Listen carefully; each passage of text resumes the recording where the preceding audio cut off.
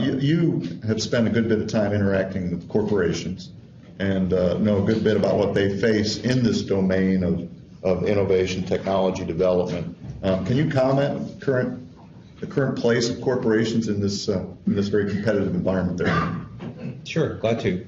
As background, we do consulting work with large corporations around the world, but mostly within the U.S., helping them, as Marty talked about, recapture some of their innovation dynamics. Because at one point, every company was an innovator, and what happens is as they grow, they sort of lose some of that innovation engine, and sometimes it needs to be recaptured through cultural change or through process change.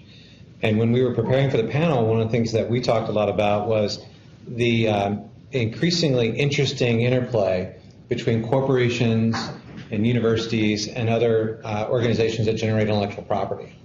Because what most organizations are really rapidly beginning to understand, especially larger corporations, is that over the last 20 years, they've really focused on efficiency. How do we cut costs? How do we take costs out of the equation?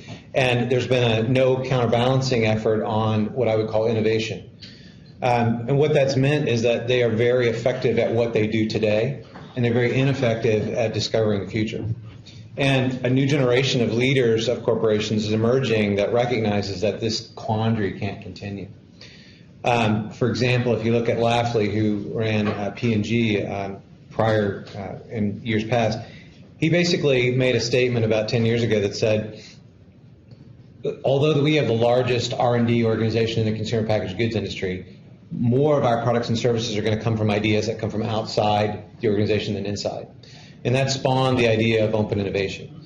And one of the things that I think your university and the universities around North Carolina have a very interesting role to play is this an emerging idea of open innovation. How quickly can you spin up great ideas, great technologies, great intellectual property, and begin the dialogue with corporations who need them desperately? Because most corporations today, while they're really good at marketing and they're really good at execution, they're really poor at generating new ideas or discovering new technology. So there's a really interesting sweet spot that should be occurring very quickly, but what's missing is a marketplace. We don't yet have the full exchange of information and ideas in a true marketplace, because traditionally the corporations have said, we'll do it ourselves, and they don't have links into the universities, I believe, the way they should. And traditionally, and no accusation, just the way I see it from our vantage point is universities have been more academic in nature and not understood enough about how to convert what they have into objects, and I'll call them objects, intellectual property, whatever you'd like to call it, that corporations can acquire. So once we get to that marriage, and it's going to have to occur because corporations are desperate for good ideas, they're desperate for good intellectual property to accelerate into the marketplace.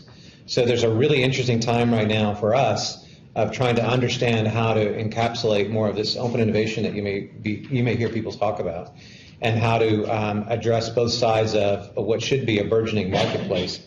And it isn't quite there yet, but we believe it is going to occur. So that's kind of the way we see it from the corporate side.